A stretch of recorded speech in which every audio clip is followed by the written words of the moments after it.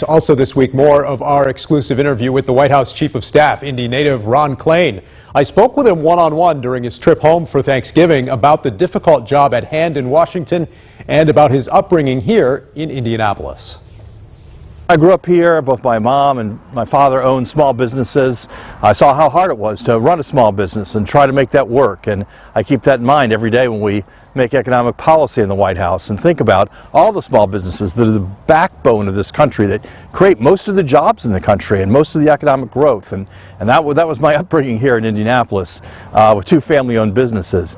And beyond that, you know, I just think I grew up here, went to public school, went to North Central High School, you know, a really excellent public high school. It just emphasizes how important it is to have great schools, great opportunities for everyone in this country, wherever they live. And that's another thing that really sticks with me and is really part of our policy, is to try to make sure that no matter what zip code you live in America, you have great public schools and the chance for kids to go to those schools and get ahead in life. He also worked in the Obama administration as the point person dealing with the Ebola virus. How did that experience prepare you for the daunting situation this country faced with COVID as the Biden administration took office? Well, you know, we did manage to combat Ebola in West Africa and make sure we had only one death here in the U.S. From Ebola. And that was really the result of putting science first, making sure we set aside politics and partisanship and produced a bipartisan plan to fight Ebola, get the money from Congress, put the precautions we needed in place, and let science be our guide. And that's what we've tried to do with COVID, which is to let the science dictate our path and our course, to make sure, as we have over the past 2 years, we develop new vaccines. There's a new vaccine available. It's free. It's all over the country. It will help protect you from severe illness from COVID. We developed new drugs and treatments.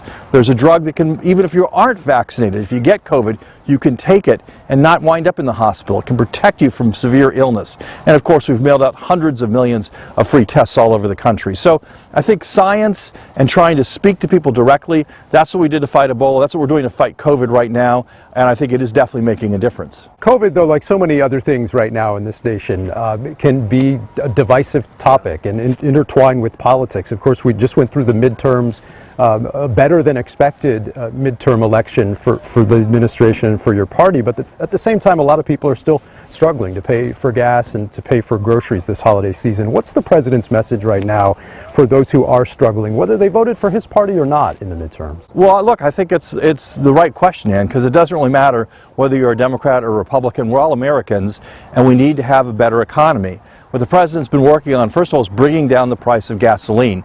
It's come down a little more slowly here in Indiana than some other states, but all over the country we're starting to see the price of gasoline come down. As we mentioned, it is a very divided country right now, and I'm curious to get a sense of how your upbringing here in Indy, surrounded by what's often a very red state, how did that inform your sense of the political debate and the need to connect across the aisle sometimes, even in these very divided times? Look, we try very hard, the Biden administration, to reach out to the other side.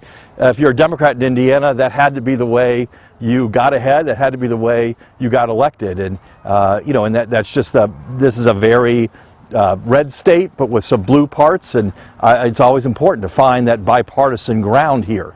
And in the Biden administration, you know, we've done that. We put together a bipartisan infrastructure bill that's going to fund bridges and roads, better internet, cleaner water all over the country, all 50 states, red and blue. We put together a bill to, it was also bipartisan, to fund new manufacturing for advanced manufacturing for things like semiconductors, and they're going to be all over the country. President Biden signed more than 150 bipartisan laws in the 2 years he's been in office. We're going to continue to try to reach out to Republicans and find areas of common ground where we can move ahead. We've seen former chiefs of staff come from the world of politics or later get involved as candidates themselves. Is that something that would ever interest you in the future here in Indiana or in D.C.?